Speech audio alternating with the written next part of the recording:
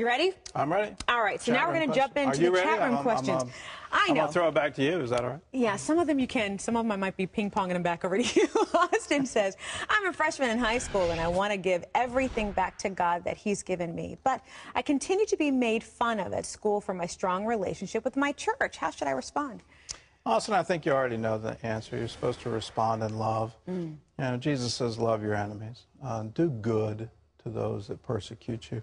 There's an amazing thing that happens when you do that. You make whatever their ridicule, you make it empty. And then you're a great witness to them, not from words, but by what you do. I know it's hard. And I know a lot of times you just sort of want to say, do I have to go to school today?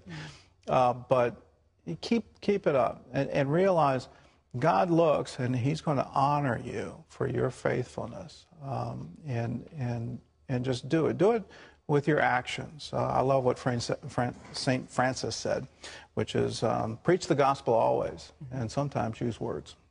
So when you have that concept down, then it's your love that will show forth, and realize love never fails.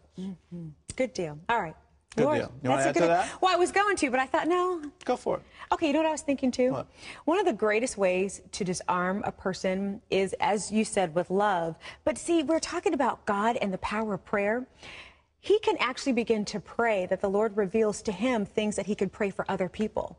Like, for instance, how cool would it be if he went to school and he's praying for Johnny because Johnny's the one who's mean for him, and the Lord starts to reveal, well, Johnny's mean to you because of A, B, C, and D. And so he starts to pray for Johnny and then goes up to Johnny and say, you know, I'm praying for you about, you know, A, B, C, and D. How disarming would that be? And not only would it be disarming for Johnny, but how encouraging that would be such an encouragement for Johnny to say, wow, how do you know that? What kind of God do you serve? You know through that in prayer, and can God help me and heal me in that? Isn't that kind of a neat idea? Just thought about it. All right. All right, we're going to go to the next question. Laura says, what did Jesus mean when he said, I have come to fulfill the law? This is so your question. He lived the perfect life.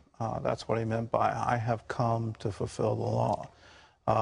And when you understand that he completely fulfilled the Torah, the only person in the history of the universe to ever live a righteous life, he did it, and he did it for you and me. When you understand that he fulfilled the Torah. There's another one where the Torah prophesies of a Messiah. The Torah prophesies of the need of the Savior. I don't know if you've ever tried to live an Orthodox life. I tried it for a few hours on a Sabbath one day. I had resolved that I was going to strictly obey the Torah for at least one day out of my life and take a full Sabbath. And I resolved, okay, I'm going to make sure nobody's around me, so I'm going to be all alone.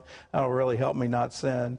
And then in order to observe the dietary laws, it would be great if I just fasted. And so I had some vegetable broth to help me through that.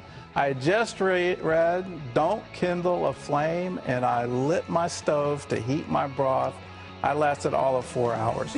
And I knew I needed a Savior.